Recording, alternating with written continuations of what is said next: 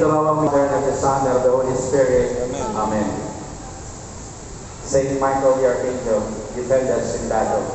Be our protection against the wickedness and snares of the devil. May God rebuke him, we humbly pray.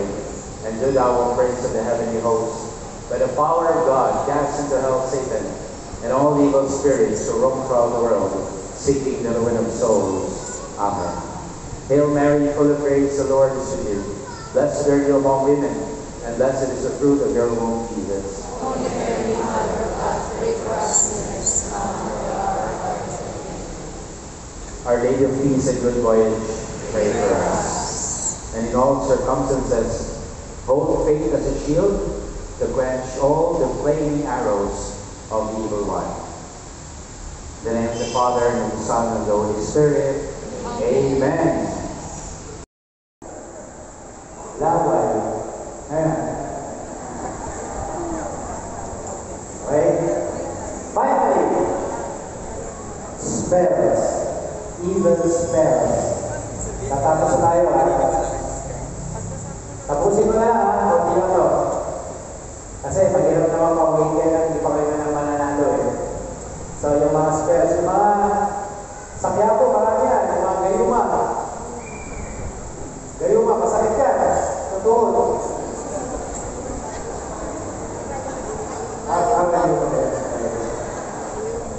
Okay. So, yan, ha? So, yan ang mga paralan. Kaya nakapasok ang kalaban. Inititan mo, o di man, pinadala sa'yo. Okay?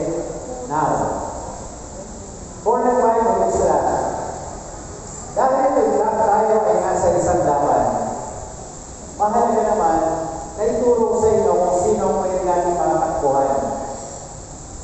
Takbuhan hindi mapalapit at hindi mapalayo. Okay? Siyempre, ito ay isang laban. Kailangan natin lagi ang ating Panginoon Jesus. Amen? Amen. The name above every other name, the sweetest name of all. Say Jesus. Jesus. Saba. Jesus. Pangatlo. Jesus. Kung nahihirapan ka mag-ibig, baka may operation ka. Okay? So, ulit-ulitin mo sa sarili mo. Jesus. Jesus. Jesus. Because someone who is oppressed, obsessed, possessed, he cannot say the name of Jesus. Kaya lang minsan, yun ang isa sa palatandaan namin, tatanong mo possessed. Say the name of Jesus. Sabi na. Hirap. Masabi pa niya, merong pangungutya. Jesus, I hate you. Gagana. Okay? Next. And I know you will agree with me. And this also I promise myself, that I will never fight the devil again without the Blessed Mother. Okay? Immaculate Conception. Kaya siya malakas laban sa demonyo sapagkat siya walang pahit dugis. Walang kapintasan. Itong pangatlo, malupit ito. Kapag meron tayo kailangan sa buhay, meron tayo mga saktong tinatawag. Tama? Sino po patron ng mga magsasaka? San Isidro Obrador.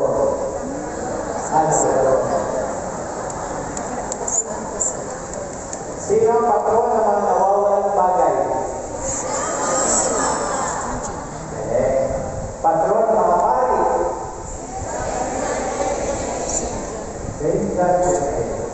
Patron ng desperate cases. St. Jude, babae, nataling-talikan siya. Patron din siya ng mga damit na hindi magkasya.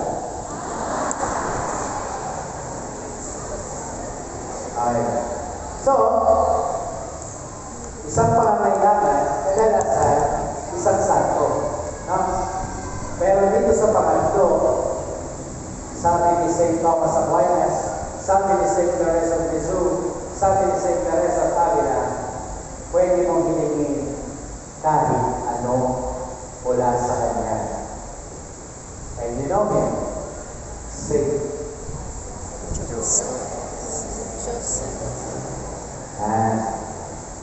terror of demons. Okay? So, syempre, St. Michael. O, picturean nyo, kalan nyo. Ang mga pinipili ko yung mga lumalaban sa demonyo, ha? Although lahat ng santo lumalaban. St. Michael prayer. Asabi nyo, kung isa tuwing yung St. Michael prayer. Tagalog, English. Kung Latin, di mas maganda. Padre Pio. Kilala nyo to? Okay, pangalan. Ito, baka hindi nyo kilala. Kilala nyo? Siyempre. Yan po sa aking na parish.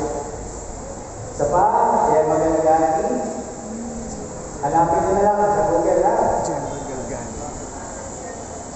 Mga tumawag ka din sa demonyo pre. Catherine Sena. O, dumiligan dyan.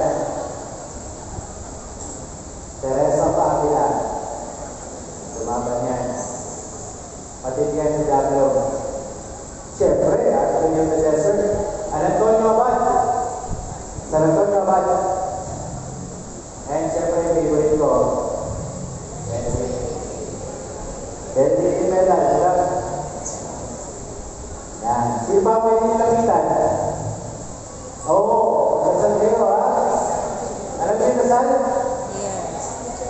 Sige, sabay-sabay. Angel of God. Virgin dear, to whom is love commits me here. Ever this day, be at my side, light and guide, to rule and guard. Amen. Good night. Patron Saints.